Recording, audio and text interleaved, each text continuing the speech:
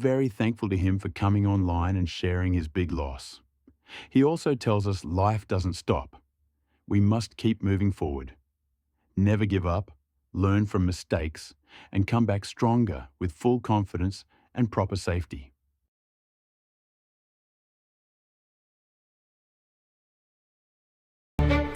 तो दोस्तों आप लोगों ने एक चीज़ नोटिस करी होगी कि पब्लिक प्लेटफॉर्म और सोशल मीडिया पे हार्डली कोई व्यक्ति आता है और वो अपने लॉसेस के बारे में ओपनली बात करता है।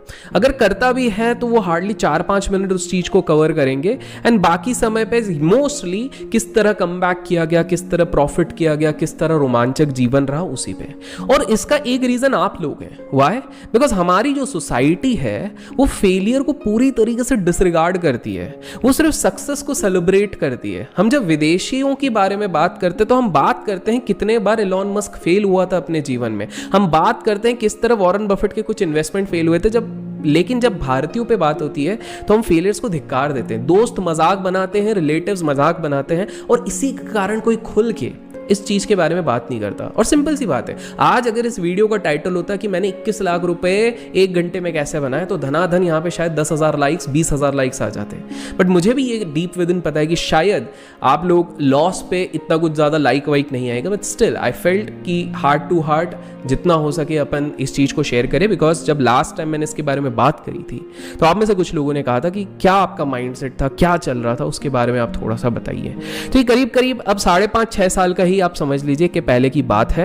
एंड कैपिटल उस समय पे 30 लाख रुपीस का था, तो 30 में से 21 जाना itself is a big thing. ये 30 लाख मैंने धीरे धीरे करके बनाया था ट्रेडिंग से। करीब आई थिंक सो 6 लाख से मेरा प्रोग्रेशन चालू हुआ था जहां पर ये पहुंचा था।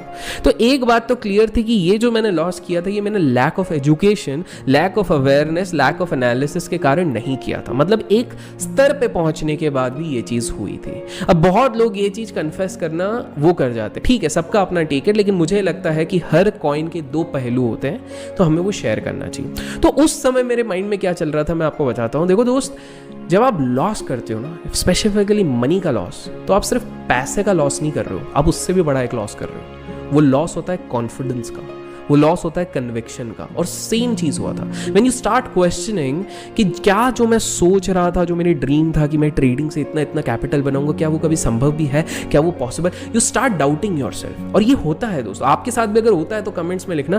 बिकॉज क्या होता है कि when you lose a little amount, ठीक है आप प्रोसेस पे रहते हो, but when you lose a big amount तब आप अपने ऊपर से फेथ हट जाता है आपका। तो यही सेम चीज ह्यूमन नेचर है, मेरे साथ भी हुआ। एंड कहीं ना कहीं मैं उस फीलिंग जोन पे था कि यार पता नहीं यार ये चीज़ है कि नहीं, should I go back to a job and do some job, मैं उधर ही कुछ प्रमोशन ले लूँ क्या। बट डीप विद इन मेरे ये जॉब वॉब तो करने का बिल्कुल सीन नहीं था। फिर मैं सोचता था यार बिजनेस कर लेता हूँ बिकॉज उसमें थोड़ा इंटरेस्ट है। बट देन 9 लाख रुपए बचे, कुछ ना कुछ तो अपन बिजनेस कर ही लेंगे and something like that, food industry में कुछ कर लेंगे, समथिंग लाइक दैट। तो ये सारी चीज़ें चल रही थी, मतलब 2 दिन तक तो ये सारी चीज़ें चल रही थी। बट समहाउ मैं अपने आप को पॉजिटिव रखने का प्रयास कर रहा था, ऑप्टिमिस्टिक रखने का प्रयास कर रहा था। And then I realized one thing कि अगर मैं 6 से 30 जा सकता हूँ और 30 से वापस मैं ऑलमोस्ट 9 पे आ चुका हूँ, तो मैं 6 से 30 तो गया था ना विद सम प्रोसेस। तो ऐसा बीच में क्या हो गया जिसके कारण ये नुकसान हुआ। तो आज मैं आपको वो 5 रीजंस बताऊंगा। पेन और पेपर लेके बैठ जाओ, बिकॉज इस एक्सपीरियंस से आपको भी सीखने मिलेगा। और आपसे रिक्वेस्ट है, कुछ भी अगर नया सीखने मिलता है, कुछ भी आपको रिलेट होता है, अगर ये वीडियोस पसंद आता हो तो लाइक जरूर कीजिए और कमेंट्स में लिखिएगा कि कौन सा पॉइंट है जो आपको सबसे इंपॉर्टेंट लगा कि आपको भी इनकॉर्पोरेट करना चाहिए या फिर इसके कारण आपने भी लॉस फॉलो किया। तो पहला था ओपन इंटरेस्ट पे ब्लाइंड फेथ। अब आप सोच रहे होगे कि ये क्या बात कर, ओपन इंटरेस्ट तो बहुत अच्छी चीज है, ऑप्शन चेन देखो हाईएस्ट कौन से स्ट्राइक पे हाईएस्ट ओपन इंटरेस्ट है। मैं उस चीज को मना नहीं कर रहा हूं। इनफैक्ट काफी सारे इन्फ्लुएंसर्स, काफी सारे सो कॉल्ड ट्रेडर्स आते हैं और सोशल मीडिया पे कहते हैं ओपन इंटरेस्ट देखो, ओपन इंटरेस्ट देखो। लेकिन गलती यहां पर होती है जब आप ओपन इंटरेस्ट आइसोलेशन पे देखते हो और जब आप टेक्स्ट बुक थ्योरी के बेसिस पे देखते हो। अब टेक्स्ट बुक थ्योरी क्या कहता है, प्राइस ऊपर जा रहा है और ओपन इंटरेस्ट किसी एसेट क्लास का बढ़ रहा है, इसका मतलब उधर बुलिश पोजीशन बन रही है, राइट। और प्राइस नीचे जा रहा है और ओपन इंटरेस्ट बढ़ रहा है, इसका मतलब शॉर्ट पोजीशन बढ़ रही है, राइट।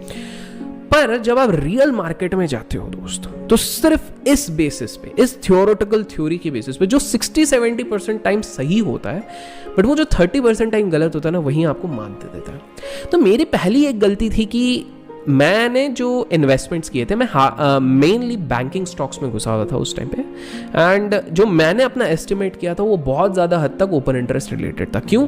बिकॉज उसके पहले जो 5-6 महीने था उसमें मैं प्योर ओपन इंटरेस्ट का गेम खेल के इस चीज़ को अच्छे से कर रहा था। तो मेरा पहला लर्निंग यहाँ से था कि ओपन इंटरेस्ट को आप आइसोलेशन पे नहीं देख सकते हो। आप में से काफ़ी लोगों का सवाल भी रहता था, कमेंट सेक्शन में लिखते थे, तो ये रहा आपका जवाब। आप ओपन इंटरेस्ट को अकेले में नहीं देख सकते हो, आपको 2-3 चीज़ें मिक्स करनी पड़ेगी। It could be indicator, it could be price action, it could be something else, but केवल और केवल ओपन इंटरेस्ट के बेसिस पे आप नहीं कर सकते। तो ये मेरी पहली मिस्टेक। दूसरी मिस्टेक थी going heavy on the sector, banks में भर भर के, बैंक्स में फ्यूचर्स, जी हाँ फ्यूचर्स की बात करो, भर भर के घुसना। अब इसका रीज़न भी था क्योंकि इससे पहले मैंने SBI फ्यूचर में अच्छा खासा पैसा बनाया, उसके पहले भी मैंने if I am not wrong ICICI bank के फ्यूचर्स में बनाया था, तो एक एक्सिस बैंक पे बनाया था। तो कहीं ना कहीं एक अंदर कॉन्फिडेंस बिल्डअप हो गया था कि now I know how to play the banks, ठीक है। तो और उस समय पे मतलब उतनी ज़्यादा वोलैटिलिटी भी नहीं रहती थी जिस तरह की आजकल अपन वोलैटिलिटी लास्ट 2 साल में देख रहे हैं, तो उतनी भी नहीं रहती। तो एक कंफर्ट जोन था कि यार जब बन रहा है तो उसी चीज़ पे। पर मेरी गलती ये थी कि मैं ऑल इन वन एक ही सेक्टर पे चले गया था। अब आप में से कुछ लोग कहोगे कि इतना अनुभव हो गया उसके बाद भी इतना समझ में नहीं आया क्या? तो दोस्तों देखो, जब तक पैसा बनता है ना तब कोई ये सारी चीज़ों की बात नहीं करता। एक सिंपल से एग्जांपल देता हूँ, लास्ट 1.5-2 साल में इक्विटीज़ ऊपर भाग रही है, राइट। क्या कोई वैल्यूएशन के बारे में बात कर रहा है? कोई नहीं कर रहा। क्या कोई बात कर रहा है पी वैल्यूएशन के बारे में? कोई बात नहीं कर रहा है। क्या कोई बात कर रहा है कि भैया इसके सेल्स और ये तो मैच ही नहीं कर रही है तो भी ऊपर जा रहा है? कोई नहीं कर रहा। तो सेम चीज़ है, जब नसीब चलता ना, जब सिक्का चलता है आपका, तो कोई नहीं सोचता, ना सोचता है ना बोलता है कि क्या गलत है। It's only when things reverse. Same चीज़ थी 2015 से लेके 2018 तक मैं सुन के पक गया था, small cap and mid cap अगले 10 साल तक चलेंगे, 10 साल तक चलेंगे। जब 2018 के बाद गिनना शुरू, अभी भी चलेंगे, मार्च में अभी भी चलेंगे, जून में अभी भी चलेंगे, दिसंबर आते आते तक यार ये स्मॉल कैप मिड कैप सबसे रद्दड़ चीज़ है यार, कभी नहीं चलते। तो यू नीड टू अंडरस्टैंड, ये चीज़ थी। तो जब मेरा चल ही रहा था, मैं सेक्टर स्पेसिफिक, इससे पहले FMCG पे मैंने प्ले किया था फ्यूचर्स के साथ, तो वो चल गया था, तो बाकी सेक्टरल भी चल रहा था, तो इधर भी थे, तो अपन ऑल इन वन थे। बट मैं प्राइवेट और पब्लिक सेक्टर बैंक्स दोनों के मिक्स पे गया था। तो ये दूसरी चीज़ थी। तीसरी चीज़ जो सबसे इंपॉर्टेंट है, जो इसी से रिलेटेड है, don't confuse luck with skill. क्या हुआ था, जब मैंने अपने कैपिटल को इतने अच्छे से अप्रिशिएट कर लिया था, तो मेरे माइंड में एक चीज़ आ गई थी कि बॉस अपन एक्सपर्ट हो गए हैं। एंड वो होता भी है, बिकॉज इसके पहले करीब 3.5-4 साल सीखने वीखने में लगा दिए थे, लॉस वॉस करके फिर अपन प्रॉफिट पे आ गए थे। फिर अब अपन प्रॉफिटेबल स्टेज पे चल रहे हैं, अच्छा खासा चल रहा है 1.5-2 साल से। तो अपने अंदर एक फीलिंग थी कि यार जब सब कुछ सही चल रहा है तो अब क्या ही बुरा हो जाएगा, 1-1.5 साल से सब कुछ सही चल रहा है, क्या ही बुरा हो जाएगा। लेकिन क्या होता है कि कभी कभार यस आपकी स्किल्स तो होती है, आप आइडेंटिफाई कर रहे हो एंट्री, आप आइडेंटिफाई कर रहे हो एग्जिट, बट एक लक एलिमेंट भी होती है। क्या आप लोगों को लगता है कि ऐसा कुछ लक एलिमेंट होता है? बस मेरे को तो लगता है, मेरे पास बहुत बार ऐसे सिचुएशंस आई है ट्रेडिंग में, आई डोंट नो, बट जैसे कि फॉर एग्जाम्पल मान लो मैंने गलती से कोई स्टॉक सपोर्ट पे बाय कर लिया है जो मेरे को ब्रेकडाउन दिख रहा है, वो 3.20 पे बाय किया है। अगले दिन में बस मैं ये विश कर रहा हूँ कि मेरे को एक दिन मिल जाए एग्जिट पे, फिर भले ही ये ब्रेकडाउन हो जाए, और वो अगले दिन मुझे एक बार एग्जिट दे देता है जिसपे मैं निकलता हूँ, और उसके बाद मैं देखता हूँ 2 दिन बाद कि वो बहुत बुरी तरह गिर जाता है। तो क्या आप लोगों के साथ ऐसा कभी हुआ है? बिकॉज मुझे तो लगता है, इसको एक किताब भी है, मैं भूल गया, रैंडमनेस करके कुछ एक किताब है, अगर आपको नाम याद है तो नीचे लिखिएगा। उसमें भी ये कहा है कि बहुत लोग ना लक नाम बोलते ही शेयर बाजार में उस चीज को ऑफेंसिवली ले लेते हैं, उसको इसलिए वो बोलते हैं कैलकुलेटिव जजमेंट, कुछ इस तरह से, कैलकुलेटिव प्रोबेबिलिटीज। तो दोस्तों वो तो फैंसी नाम है वो बोलने का, होता तो मतलब वही है। तो कहीं ना कहीं मैं ये कहूँगा कि उस समय पे जो मैंने कैपिटल अप्रिशिएट किया था, तो मुझे ऐसा लगता था कि यार मैं बहुत स्किलफुल हो गया हूँ तो मैं हर चीज़ मैनेज कर लूँगा। बट वो चीज़ एक मेरी गलत थी, उसने मेरे अंदर एक ओवर कॉन्फिडेंस भर दिया था। तो वो आपको समझना है, वो किसी भी स्टेज पे आ सकता है। जिस दिन आप समझते हो कि आप ही भगवान हो, मार्केट आपका कुछ नहीं बिगाड़ सकती है, तो वो आप एक गलत फ्लो में चले जाते हो। अच्छा, मैं आप लोगों को ये भी बता दूँ कि जो मैंने कैपिटल लूज़ किया था, उसके बाद मेरे बैंक अकाउंट में अलग से भी थोड़ा बहुत कैपिटल था। तो इट्स नॉट लाइक कि ये मेरे पूरे इंटायर ये चीज़ थी, बिकॉज मैंने जॉब करी थी, कॉर्पोरेट ट्रेनिंग्स करता था, तो इसके कारण थोड़ा बहुत वो चीज़ हो गई थी। तो ये एक नेक्स्ट चीज़ थी। फिर बहुत इंपॉर्टेंट, मतलब एक ही पूरे एपिसोड ने मेरे को बहुत चीज़ें सिखा दी थी। कभी भी ब्लाइंडली किसी को बिलीव मत करो। आई टेल यू, मैं किसी को ब्लेम नहीं कर रहा हूँ इस चीज़ पे, ये मेरी गलती है। आप लोगों को भी ये समझना है, अगर आप किसी को देख के कोई पोजीशन लेते हो उसके बाद लॉस होता है तो दूसरे को ब्लेम मत करो, बिकॉज किसी ने आपके दिमाग पे बंदूक नहीं रखी थी ये करने के लिए कि बेटा तू इसको खरीदा। आपको एट द एंड आपका जजमेंट लगाना है। ये हम इंसानों की आदत है कि हम हमेशा ब्लेम किसी और पे डालना चाहते हैं, और हमने इसलिए नहीं लिया क्योंकि उसने बोला, हमने उसने लिया क्योंकि उसने बोला। नहीं, एट द एंड क्या किसी ने आपके दिमाग पे बंदूक रखी थी? तो सेम मैं यहाँ पर अपनी रिस्पॉन्सिबिलिटी लेता हूँ। लेकिन मैं एक चीज़ बताता हूँ, तो एक पहचान के एक व्यक्ति थे, बहुत मंझे हुए खिलाड़ी, मतलब आई थिंक सो 20 साल से बाज़ार में ही थे। तो उनने मुझे कुछ महीने पहले बोला था, एक आदित्य बिरला की एक कंपनी थी, नॉट हिंडाल्को, एक दूसरी कंपनी थी, तो उस पर उनने मेरे को इन्वेस्ट करने बोला था। वो इन्वेस्टमेंट मेरा डबल हो गया था, ठीक है, बट उसमें मैंने हार्डली आई थिंक सो 15-20 हज़ार रुपये लगाए थे, तो वो एक चीज़ हो गई थी। फिर इसके बाद उन लोगों ने उनने मेरे को ना एक और इन्वेस्टमेंट बताया था, मैं नाम भूल जा रहा हूँ, लेकिन वो भी कुछ इसी तरह डबल या ट्रिपल हो गया था, लेकिन वो मैंने ज़्यादा क्वांटिटी अगेन नहीं ली थी। तो मुझे क्या लगने लग गया था कि यार बॉस, इनको तो बहुत चीज़ें पता है, और ऐसा कहते हैं कि उनको कुछ इनसाइडर भी पता रहती थी। तो मैंने सोचा यार कि जब इनको इतना पता है, और मैंने नोटिस किया था कि उनकी चीज़ें एटलीस्ट 15-20% तो चली जाती थी विद इन अ मंथ और 2, तो मैंने सोचा क्यों ना भैया लेवरेज से फ्यूचर्स में उठाया जाए। और इस बार उनने बैंकिंग को लेके जो धारणाएं दी थी कि ऐसा ऐसा होगा, तो मेरा कॉन्फिडेंस और बढ़ गया कि मैं भी यही सोच रहा हूँ, इनने भी बोल दिया। और ये मेन रीज़न था कि मैं ऑल इन चले गया था, ऑलमोस्ट ऑल इन चले गया था, मतलब पूरा कैपिटल मैंने डिप्लॉय, जो कि मिस्टेक है, बेवकूफ़ी थी। बट क्या होता है कि अभी क्या ही बोले यार, हो जाता है कभी कभार, भूत सवार हो जाता है, तो दैट एग्जैक्टली हैपेंड। तो ले लिया वो सारी चीज़ें, and then I got that hit.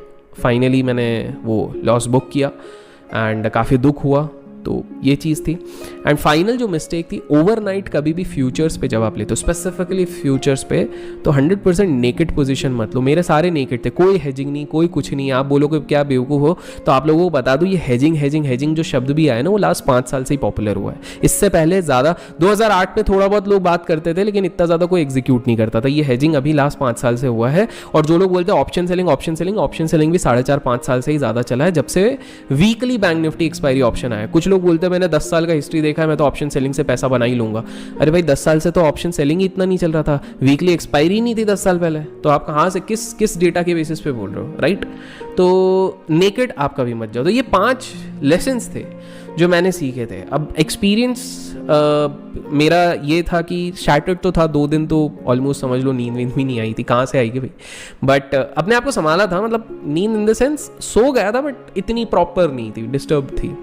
And other than that, but I summoned courage. But उसके आगे की अगर आपको कहानी जाननी है तो कमेंट सेक्शन में लिखिए नेक्स्ट। मैं इस वीडियो को बहुत ज़्यादा बढ़ाना नहीं चाहता हूँ, तो अगर आप चाहते हो कि मैंने वहाँ से कम बैक कैसे किया, कहाँ वहाँ से कैसे, क्योंकि आपको पता है विद इन 2.5 to 3 months मैंने यहाँ से रिकवरी ली, और वो चीज़ थी आई वुड से एक डिफाइनिंग मोमेंट जिसने कॉन्फिडेंस को ऐसा बूस्ट किया, क्योंकि वहाँ से मैंने मल्टीपल एक्स कैपिटल किया फिर, और विद ट्रेडिंग एंड इन्वेस्टिंग दोनों का मिक्स। मैं सिर्फ ट्रेडिंग नहीं बोलूँगा, ट्रेडिंग और इन्वेस्टिंग दोनों का मिक्स करके मल्टीपल उस पर किया है, जिसके कारण मेरा CAGR 55% प्लस चलता है। एक्चुअली मैंने लास्ट ईयर का परसेंटेज ऐड नहीं किया, जो सिर्फ मेरे स्टूडेंट्स को पता है, जिनको साथ मैं कभी कभार लाइव वीडियो शेयर करता हूँ, तो उन्हीं को पता है कि मेरा लास्ट ईयर का रिटर्न कितना है, ट्रिपल डिजिट में है, लेकिन काफ़ी अच्छा है। बट मैं उसको अपने CAGR में ऐड भी नहीं कर रहा हूँ, मैं उसको आउटलायर ईयर समझ रहा हूँ, क्योंकि उसको ऐड कर लिया तो मेरा 10 साल का CAGR कुछ ज़्यादा ही हो जाएगा। And I still want to stay grounded, मुझे वो माइंड में लाना ही नहीं है कि मेरा इतना CAGR हो गया। दोस्तों आशा करता हूँ आपको कुछ नया सीखने मिला, पसंद आया तो लाइक कीजिए, शेयर कीजिए, और कमेंट सेक्शन में क्या करना है आप सभी को पता है। Till then keep learning, keep growing, keep investing and keep trade.